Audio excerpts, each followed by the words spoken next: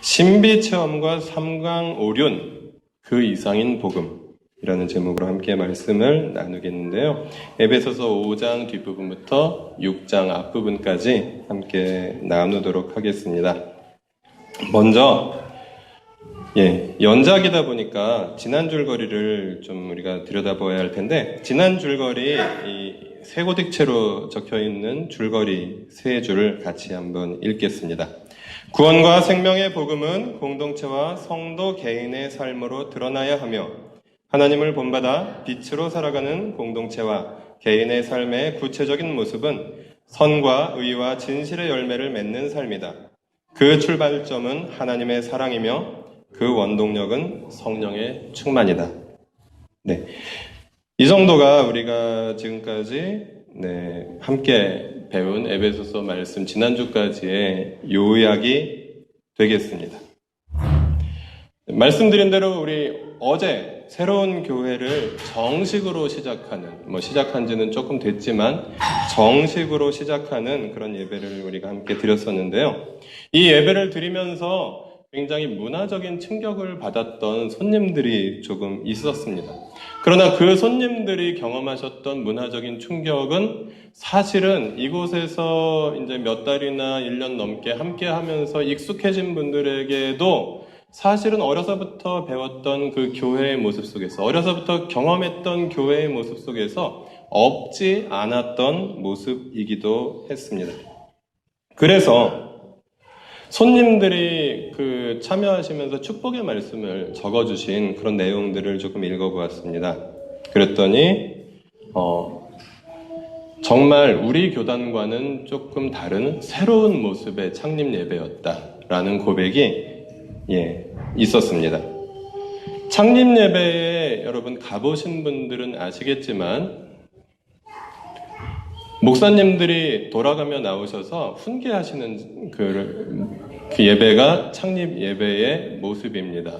예를 들어 장로교 같은 경우에는 지역의 그 교회 연합 조직이 노회라고 있습니다. 그래서 노회에 어르신들 이렇게 쭉 나오셔서 교회를 개척하는 목사를 훈계하시고, 또 교회를 개척하는 그 모험을 시작한 가족들을 혼내시고, 그래서 열심히 하지 않으면 안 된다, 이렇게 좀 격려하시는, 좋은 뜻에서 하시는 것이지만 그 목사님들이 이렇게 쫙 나오셔서 차례로 훈계하시는 그런 예배인데, 저희는 손님 중에서 어제 마이크를 잡으신 목사님은 딱 2분밖에 안 계실 정도로, 그리고 한 분은 설교자이실 정도로 그렇게 목사님들이 적게 나오셨다라는 그런 좀 차이가 있었고, 그리고 또 창립 예배와 함께 진행한 세례식이 감동적이었다라는 반응들이 있었습니다.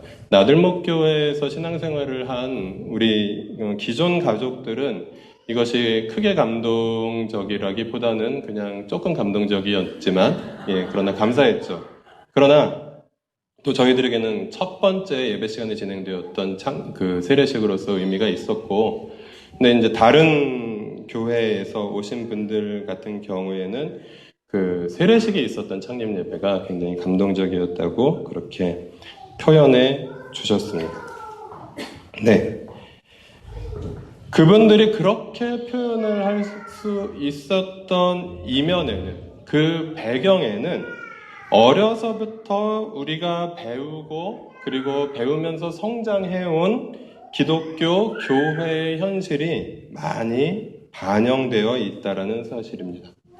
먼저 하나님과의 관계에 있어서는 하나님은 무서운 분, 말 안 들으면 벌 주시는 분, 주일 예배를 빠지거나 설교 시간에 졸거나 헌금을 이렇게 잊어버리고 못 드리거나 주일에 슈퍼마켓에 가서 과자를 사 먹거나 이러면 혼내시는 분으로 생각하고, 그리고 하나님의 얼굴을 피해서, 하나님의 낯을 피해서 몰래 두근거리는 마음으로 슈퍼마켓에 가서 이렇게 먹을 것을 사시는 그런 일들을 감행해 보신 그런 분들도 혹시 있으실 것 같습니다.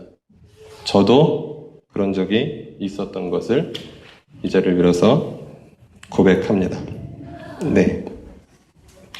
그렇게 하나님은 무서운 분이시기에 마련인 그런 모습들이 어려서부터 우리가 배우고 성장해온 그런 교회의 현실이고, 또한 성령 충만이라고 말한다면 지난주에 우리가 말씀으로 들었던 그 에베소서 5장 말씀에서 우리가 배웠던 성령의 충만, 술 취하지 말라, 이는 방탕한 것이니 성령의 충만을 받으라라고 그렇게 말씀을 들었던 그 성령 충만에 대해서 우리가 어려서부터 또 경험했던 그런 것들은 왠지 뭔가 열정적으로 찬양하고 뜨겁게 기도하고 방언하고 예언하고 병고침의 그런 일들이 일어나고 하면서 뭔가 초자연적이고 신비한, 그래서 인간의 어떤 평소의 정상적인 모습보다는 상당히 많이 고양되어 있는 어떤 떨림이 있고, 이제 그런 차원의 어떤 성령 충만, 이런 것들만을 좀 생각하면서 배워왔던,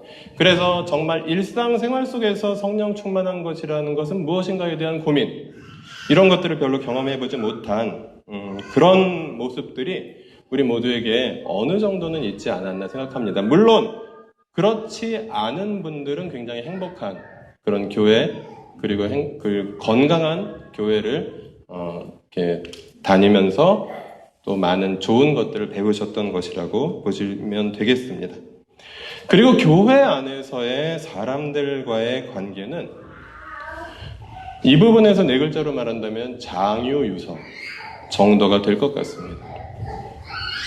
제가 어떤 분과 대화를 하다가, 제가 33살 때 있었던 일입니다. 저에게도 33살에 하던 시절이 있었고요. 제가 33살에 목사 안수를 받았거든요. 그래서 33살 때 어떤 분이 저에게 이렇게 물어보셔서, 교회 다니시냐고, 직분이 뭐냐고 물어보셔서 목사라고 그랬더니 승진이 빠르시다고. 그래서 제가 마음속으로 이렇게 말했습니다. There is no 승진.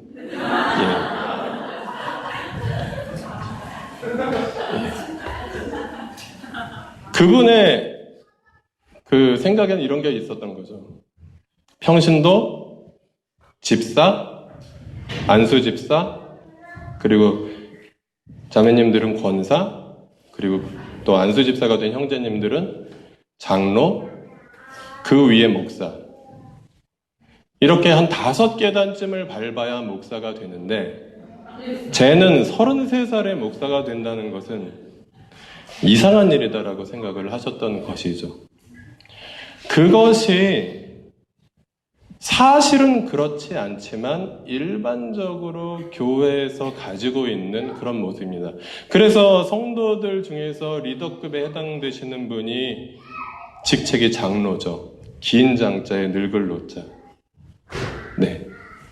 이것이 장유유서라는 이미지를 가지고 있는 그런 모습이고, 이것이 과연 우리나라에 계속해서 있었던 여러 동양사상 중에서 굉장히 최근까지, 조선시대까지 지배적이었던 유교 사상과 그 사상의 영향을 받지 않은 것이라고 과연 말할 수 있는가? 우리가 질문을 던져보아야 한다는 것이죠. 그런데 그 중에서 좀 괜찮은 교회가 장유유서입니다. 나쁜 교회라는 말이 가능할까요? 교회는 좋은 곳이고 선한 곳입니다. 그러나 지금 현재 힘들고 고통스러운 가운데 있는 교회도 있을 수 있습니다. 그런 교회 중에 어떤 교회들은 빈부 유서가 있는 교회도 있다는 사실입니다. 사람들을 계급을 매기고 차별하고 순서를 매기고 그렇게 서열을 따라서 너는 젊으니까 우리 말을 들어야 돼. 나는 나이가 많으니까 너는 내 말을 들어야 돼. 왜냐면 헌금을 많이 드리면 교회에서 대접받고, 헌금을 적게 드리거나 드리지 못하는 분들은 교회에서 마치 죄 지은 것처럼 부끄러워하거나 조용히 있어야 되는 그런, 지금 현재 아픔을 겪고 있는 그런 교회들도 현실적으로 존재한다는 것입니다. 이런 모습들이, 제가 그 밑에 한자를 많이 써놨습니다. 삼강오륜의 내용입니다. 이 중에서 교회가 요즘에 굳이 따르고 있는 것은 아마 장유유서 정도가 아닐까 생각합니다.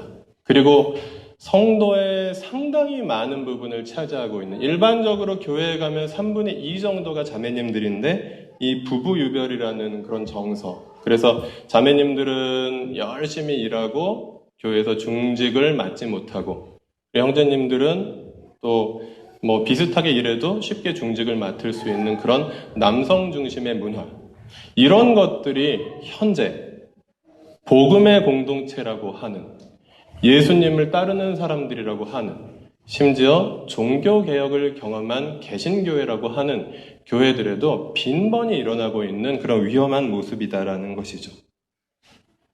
그것은 복음을 제대로 이해한 것일까요?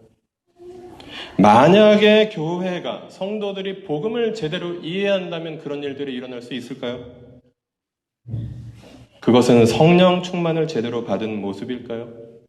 성령 충만을 제대로 받아서 모든 사람들이 성령 안에서 새롭게 태어난 사람들의 공동체가 되어 있다면 교회의 그런 부끄러운 모습이나 뭔가 조금 석연치 않고 고민이 되는 모습들, 그런 일들이 일어날 수 있을까요? 만약에 교회가, 공동체의 가족들이 성령 충만을 제대로 받는다면 어떤 놀라운 일들이 일어날까요?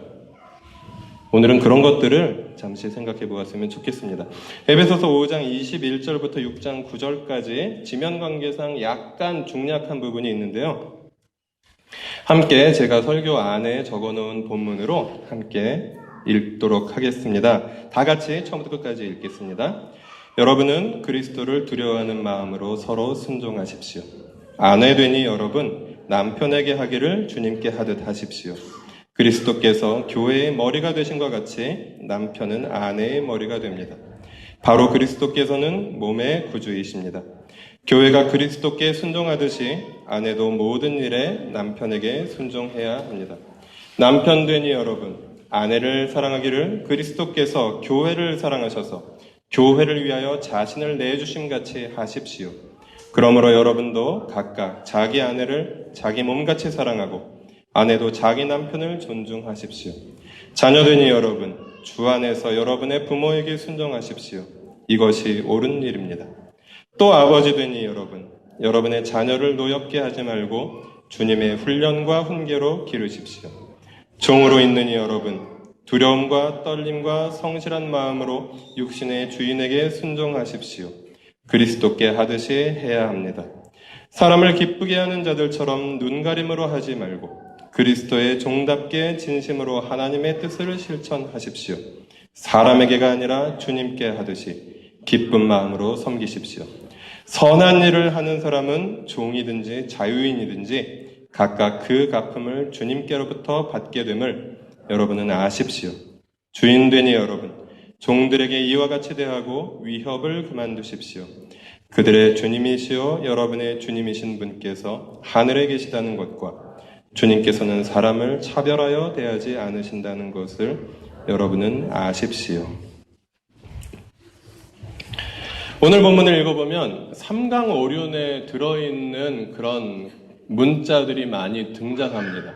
부부가 등장하고 또 아버지와 아들이 등장합니다. 그리고 뭐 정확하게 삼강오륜과 겹치지는 않지만 주인과 종이 등장합니다. 그런데 좀 다릅니다. 그래서 그냥 유교적 질서 사상의 바탕을 둔 그런 마음 자세로 우리가 교회 생활을 하는 것이 왜 복음과 다른 것인가? 진정한 복음은 유교 사상과 어떻게 다른 것인가? 이런 것들을 우리가 오늘 함께 살펴보았으면 좋겠습니다. 오늘 본문 말씀은 우리들에게 이렇게 말합니다. 서로 순종하십시오. 상호 복종을 명령하고 있습니다. 그 상호 복종의 근본 정신은 그리스도를 두려워하는 마음입니다. 그냥 우리가 가지고 있는 통념 속에서 윗사람에게 아랫사람이 복종하는 것, 윗사람의 명령에 아랫사람이 순종하는 것. 이것은 어느 정도 상식적인 것입니다. 그러나 성경은, 그리고 에베소서에서 복음을 받아들인 사람들이 세워가는 공동체에서는 그것이 전제가 되기는 하지만 그것과는 조금 다른 모습이 있어야 한다고 성경은 말하고 있습니다. 물론 낮은 사람이 높은 사람에게, 어린 사람이 연세가 있는 분들에게 순종하지 말아라라고 성경은 절대로 얘기하지 않습니다. 성경은 기본적으로 연세가 있는 분들, 그리고 지위가 높은 분들에 대한 존경과 순종과 공경, 그것이 남편이 됐건 그가 아버지가 되셨건 그가 어떤 그 당시 노예제 사회였기 때문에 노예 소유자가 되었건 그 대상에 대한 존경은 인정하고 그것을 존경하라고 말합니다. 그러나 거기서 한 걸음 더 나아가라는 말씀이 바로 상호 존중의 정신입니다.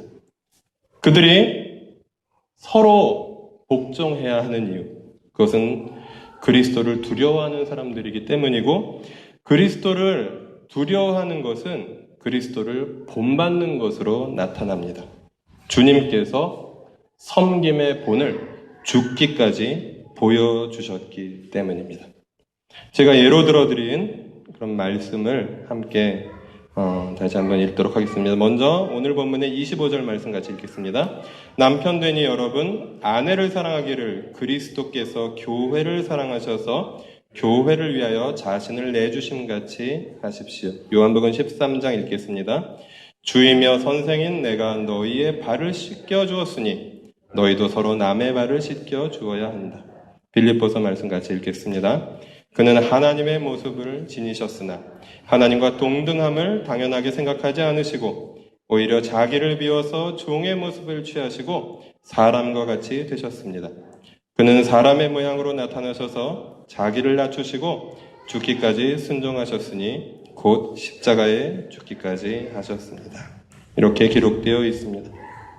바로 낮은 자들만 높은 자들에게 순종해야 되는 것이 성경의 말씀이요 복음이 아니라, 복음을 받아들이는 사람들의 공동체 속에서는 가장 높으신 분께서 가장 낮은 자리에 처하신 그 본을 따르는 것, 그래서 높은 위치에 있는 분들이 낮은 위치에 있는 분들을 그리스도를 두려워하는 마음으로 서로 섬기는 것, 이것이 바로 참된 복음 공동체의 모습이다라고 성경은 말하고 있습니다. 그리고 이어서 그리스도를 두려워하는 사람들이 서로 복종해야 하는 이유는 주님께서 먼저 본을 보여주셨기 때문이며, 두 번째는 높은 자나 낮은 자나 종이나 주인이나 그리고 아비나 자식이나 함께 그리스도 앞에 서 있는 자들이기 때문이라고 말씀하고 있습니다.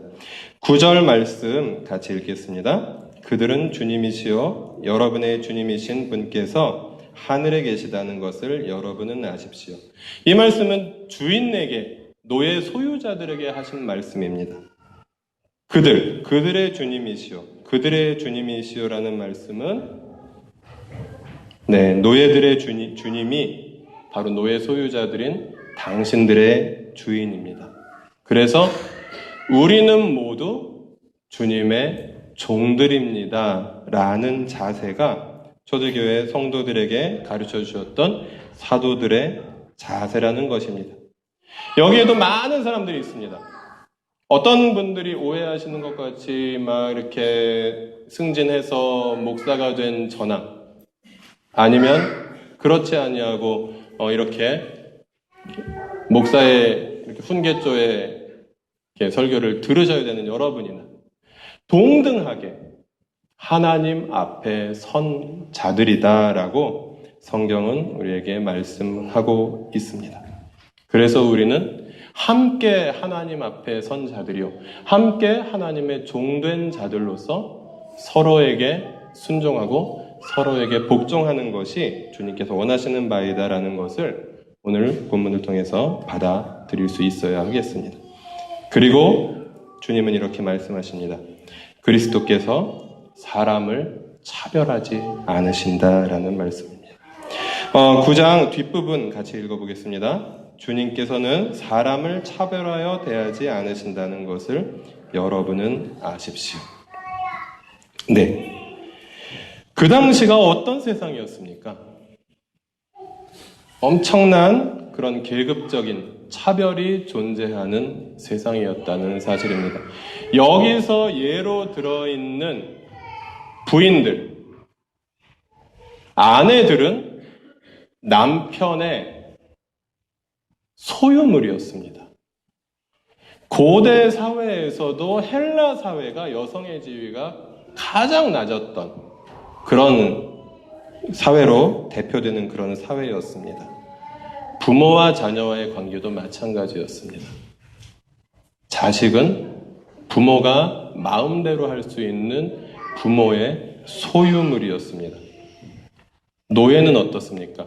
그 당시를 표현한 어떤 영화들을 가끔 여러분 보시면 시장에 열리고 사람을 사고 팝니다.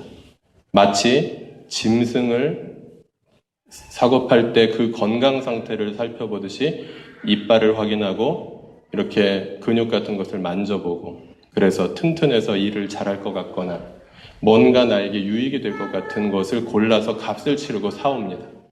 그리고 그 값을 치르고 사온 노예의 생사 여탈권은 그 돈을 지불한 주인에게 있습니다. 그러한 시대에 남편과 아내가 상호 복종하라는 명령, 부모와 자녀가 서로 존중하고 그리고 주님 안에서 주님의 훈련과 훈계로 양육하라는 명령, 그리고 주인과 노예는 더 심각하게 이렇게 나타나고 있습니다. 종들은 주인에게 순종하고 주인도 종들에게 어떻게 말하고 있죠? 이와 같이 하라라고 말하고 있습니다. 동사가 조금씩 다릅니다. 남편과 아내에 해당하는 부분을 보면 아내는 남편을 순종하고 남편은 아내를 사랑하라 라는 동사를 사용하고 있습니다. 조금 차이가 있는 것처럼 우리가 느낄 수 있습니다. 부모와 자녀도 마찬가지죠. 자녀는 부모를 주 안에서 순종하고 혹은 공경하고, 부모는 자녀를 사랑하고 노엽게 하지 말라라고 말씀하고 있습니다. 그러나 주인과 노예의 관계에서는 더욱 평등하게 이야기하고 있습니다. 종들은 주인에게 순종하고 주인도 종들에게 이와 같이 하라.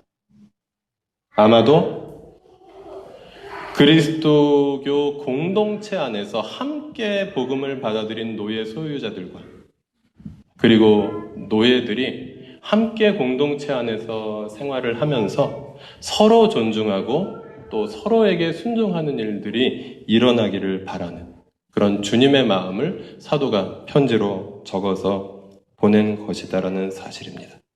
그러므로 그리스도를 두려워하는 결과로 상호 복종하는 것은 강자와 약자가 서로 섬기는 혁명적인 관계라는 것입니다. 여러분, 혁명이라는 말 들어보셨습니까? 혁명의 주체는 누구입니까? 약자입니까? 강자입니까?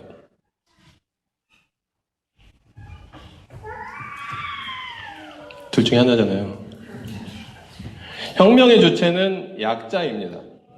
약자들이 힘이 없지만 숫자가 많아서 힘을 모아서, 숫자를 모아서 강자들의 세상을 뒤집어 엎는 게 혁명입니다. 맞죠? 예. 혁명은 자주 일어납니까? 자주 일어나지 않습니까? 자주 일어나지 않습니다. 그런데 주님께서는 약자들에게 너희가 억울하게 당하고 있으니까 숫자를 모아서 강자들을 뒤집어 엎어라 라고 말씀하고 계십니까? 그렇지 않다라는 것입니다. 혁명보다 더 혁명적인 말씀을 여기서 말씀하고 있는 것이죠. 강자와 약자가 서로 존중하고 서로 섬기는 세상을 만들어라. 이것이 주님께서 바울을 통해서 에베소 교회 교인들에게 말씀하시는 복음을 받은 사람들의 공동체의 삶의 원리였다라는 것입니다.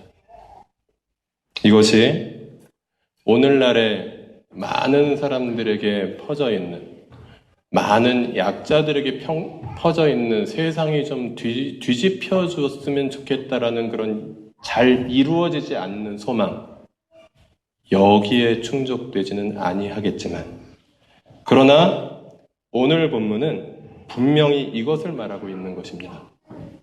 아내는 남편의 소유가 아니다. 이 말이 여기서 들려오면 굉장히 그래도 나름 여건이 신장된 이 시대의 자매님들이 별로 감동을 못 받으시겠지만, 그 당시 에베소서에서 에베소 교회 교인들이 모여서 이 말씀을 읽으면서 아내는 남편의 소유가 아니다.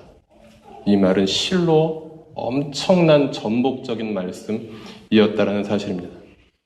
오늘날에는 남편은 아내의 소유가 아니다라고 우리가 선포를 해야 될지도 모르는 시대가 되긴 하였지만, 네, 엄청난 전복적인 말씀이었다라는 것입니다. 자녀는 부모의 소유가 아니다. 부모는 자녀를 노엽게 하지 말아라. 물론 그렇다고 자녀들에게 너희들은 부모에게 순종하지 말아라 주님께서 말씀하지 않으셨죠? 부모에게 순종하고 부모를 공경하라. 이것이 약속이 달려있는 첫 번째 십계명이었다라고 바울 사도도 다시 한번 확인하고 있습니다. 그리고 우리 모두는 한 아버지의 자녀들입니다.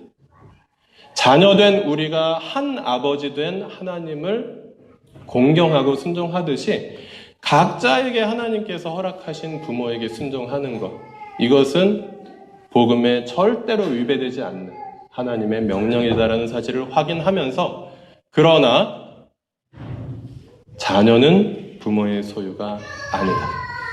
그래서 자녀를 노엽게 하지 말고, 그리고 너희 마음대로 훈련하고 훈육하지 말고 주의 훈련과 훈계로 양육하라.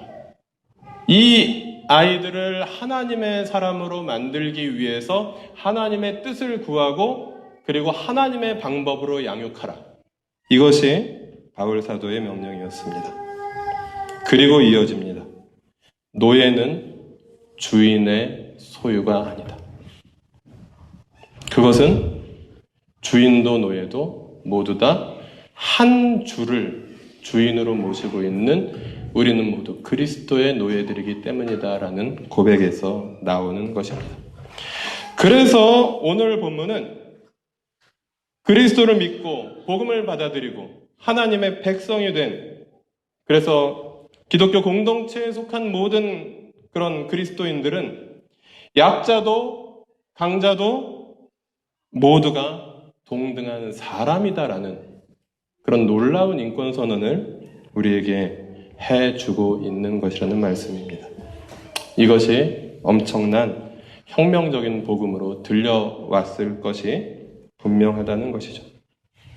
이 상호복종의 가치와 의미는 바로 하나님 나라의 연습이며 하나님 나라의 선취입니다.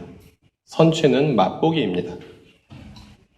이미 우리에게 임한 하나님의 나라, 그 나라를 교회에서 함께 주고받는 그런 관계 속에서의 신앙생활을 통해서 우리는 연습하는 것이라는 말씀입니다. 마치 이사야 선지자가 그 종말을 내다보면서 꿈꾸었던 바로 그 말씀이 교회 안에서 이미 이루어지고 있다는 것이죠. 함께 이사야서 11장 말씀 읽어볼까요? 이 새의 줄기에서 한 싹이 나며 그 뿌리에서 한 가지가 자라서 열매를 맺는다. 주님의 영이 그에게 내려오신다. 지혜와 총명의 영, 모략과 권능의 영, 지식과 주님을 경외하게 하는 영이 그에게 내려오시니 그는 주님을 경외하는 것을 즐거움으로 삼는다. 그때에는 이리가 어린 양과 함께 살며 표범이 새끼 염소와 함께 누우며 송아지와 새끼 사자와 살찐 짐승이 함께 풀을 뜯고 어린아이가 그것들을 이끌고 다닌다. 나의 거룩한 산 모든 곳에서 서로 해치거나 파괴하는 일이 없다. 물이 바다를 채우듯 주님을 아는 지식이 땅에 가득하기 때문이다. 주님을 올바로 아는 사람들, 그들은 서로를 존중한다라는 것입니다. 그리고 여기 주님의 영, 성령의 충만을 받은 사람들, 그래서 그 주님의 영에 사로잡혀서 주님의 영이 함께 하시는 그 메시아, 그 메시아를 주로 고백하고 그 메시아에게 순종하는 사람들은 서로를 존중하고 강자와 약자가 공존하는 사회를 만들어간다. 이것이 이사야 선지자가 꿈꾸었던 비전이고 또 그 꿈이 성령의 충만과 복음을 받아들이는 것과 그리고 그리스도를 올바로 아는 지식과 그리고 주님을 경외하는 것. 주님을 경외한다는 말을 다른 말로 하면 이것이죠. 주님을 두려워하는 자들. 그들에게 상호 존중의 관계가 펼쳐진다는 것. 이것이 하나님 나라의 비전이었고 그 하나님 나라의 비전을 연습하고 지금도 맛보기로 함께 맛보고 있는 것이 교회의 공동체 생활이다라는 것을 말씀하고 있습니다. 그리고 우리가 함께 이 안에서만 맛보는 것이 아니라 우리가 맛보고 있는 이 하나님의 나라의 정신, 하나님 나라의 가치, 하나님 나라의 원리는 우리를 통해서 밖으로 확산되어 가야 된다는 것입니다. 여러분, 풍성한 삶의 디딤돌이나 하늘가족 디딤돌을 마치게 될 때, 우리 교가 되는, 가족이 되는 세미나를 마치게 될 때 한 3주차나 4주차에서 나들목 일산교회의 4대 중심 가치를 소개해 드립니다. 근데 어떤 분들은 굉장히 놀라십니다. 안팎의 변혁. 변혁? 이러면서 이상한 교회 아니냐, 무서운 교회 아니냐 이렇게 생각하시는 분들도 없지 않으십니다. 이 안팎의 변혁이라는 것은 우리가 대단히 위험한 이야기를 하고 있는 것이 아니라 복음 때문에 복음을 받아들이는 사람의 내면에 일어난 변화가 그 사람의 주변으로 확산되어 가는 것을 의미합니다. 우리를 통해서 복음을 받아들인 우리를 통해서 하나님께서 우리들 각자에게 주신 그 변화가 한 사람을 통해서 그 사람의 주변에 있는 사람들에게로 전염되고 그리고 그 사람들이 가는 곳마다 직장에서 그리고 지역에서 그 사람들의 발걸음마다 확장되는 것. 이것이 우리를 통해서 하나님 나라가 확장되며 확산되어 가는 것이라는 것을 오늘 본문은 또 내다보게 해주십니다. 그래서 우리는 교회 안팎의 현실을 직시할 수 있어야 하겠습니다. 오늘날의 인권과 민주주의의 신장으로 세상의 기준이 높아져 있습니다.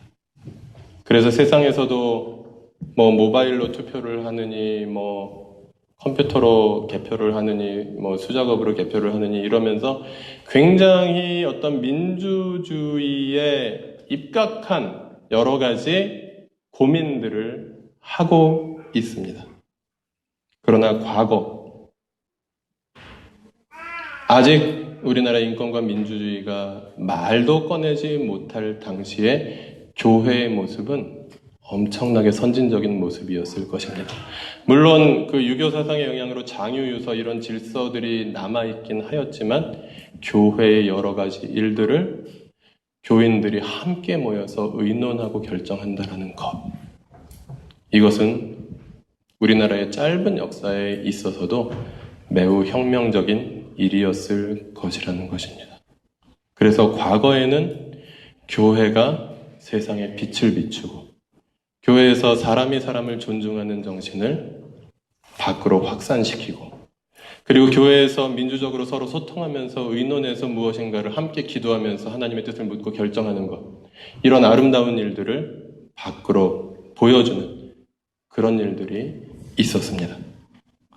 그러나 지금 그 영향만 있었다고 보지는 못했겠지만 보편적으로 인권과 민주주의가 신장된 이 시대의 오늘날의 교회의 모습은 세상에 자랑스러운 모습인가? 세상에 이렇게 공동체 생활을 하면 된다라고 말할 수 있는 과연 떳떳한 모습인가 아니면 부끄러운 모습인가 고민할 수 있어야 하겠고, 그것은 그 어떤 교회를 우리가 바라보며 저 교회는 좋네, 저 교회는 나쁘네라고 말하는 것이 아니라 이제 창립한 지 하루가 된 이 공동체가 앞으로 계속 걸어가야 되는 길이 어떤 길인가? 서로 존중하고 서로 복종하면서 서로에게 하나님께서 말씀하신다는 것을 인정하면서 함께 의논하면서 함께 소통하면서 갈 것인가? 아니면 몇몇 힘 있는 사람들 혹은 마이크 잡은 사람들 아니면 목소리 큰 사람들이 이끌어가는 방향으로 가는 것인가?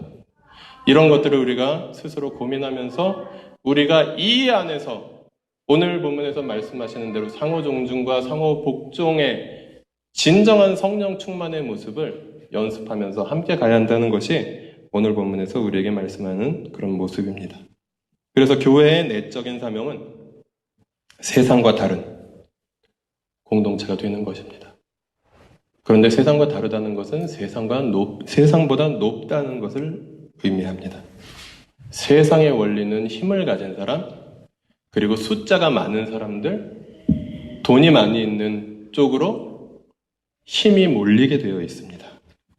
그러나 교회는 그런 것들을 거부하고 세상과 다른 모습으로 사랑으로 서로 존중하고 서로 남을 나보다 낮게 여기고 섬기는 사랑의 나라를 만들어가는 것, 이것이 중요하다는 것입니다. 이제 교회 안에서 민주주의를 해야 된다, 이것은 너무나도 당연한 것입니다. 세상도 그것보다 철저하게 하고 있습니다. 그럴 때 우리가 세상보다 다른 기준은 바로 사랑입니다. 사랑으로 서로 존중하는 공동체, 우리가 함께 세워갈 수 있었으면 좋겠습니다. 그러나 거기서 멈추는 것은 아마 절반 가까이 정도만 순종하는 것이라고 볼 수 있을 것 같습니다. 교회의 외적인 사명이 우리에게는 존재합니다. 이 세상을 바꾸기 위해서 많은 사람들이 피를 흘렸습니다. 아니, 이 세상을 조금이라도 바꾸기 위해서 엄청난 사람들이 피를 흘리고 눈물을 흘리고 감옥에 갇히고 사형을 당하고 이러한 일들이 벌어져야만 조금씩 그래도 인간적인 모습으로 바뀌어갔던 것이 이 세상의 모습이었다면, 그래서 피를 흘린 만큼만 조금씩 나아지는 이 병든 세상을, 피를 부르는 세상을, 대립과 갈등을 부르는 세상을 치유하는 사랑의 혁명을, 그래서 힘센 자들이 약한 자들을 품어주고 약한 자들이 숫자를 모아서 세상을 뒤집어 엎는 것이 아니라 서로 존중하는 세상을 열어주는, 그런 바보 같은 소리 하지 말라고 남들이 손가락질 하더라도 우리는 믿음으로 그런 세상을 만들어가며, 그리고 우리가 공동체의 아름다운 모습을 통해서 우리를 바보 같다고 손가락질하는 사람들에게 그런 세상이 가능하다고 보여줄 수 있는,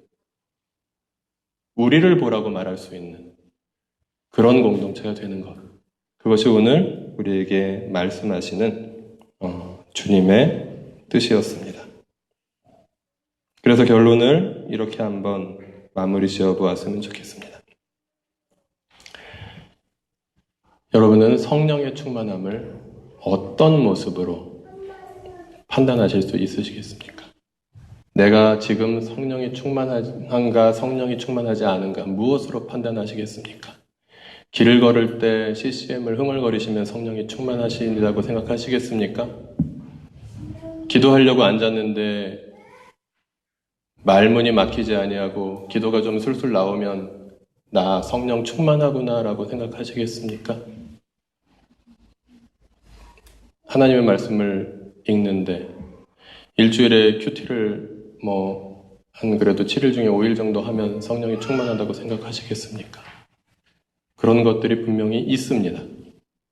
그러나 그보다 중요하고 정말 실제적으로 스스로가 자기 자신을 점검할 수 있는 바로 그것은 나보다 약한 사람을 내가 어떤 마음으로 대하고 있는가, 나보다 약한 사람을 내가 어떻게 대하고 있는가, 나의 아내를, 나의 남편을, 나의 자녀를, 나의 부모를, 나와 함께 고용관계에 있거나 갑을관계에 있거나 어떤 격차가 있는 사람들을 내가 어떻게 대하고 있는가, 그것이 하나님께 내가 얼마나 순종하고 있는가 하는 모습이며, 하나님께 순종하는 분들이 하나님을 사랑하는 것이고, 하나님을 사랑하는 사람들이 바로 성령에 충만한 사람들이라고 오늘 본문은 우리에게 말씀하십니다.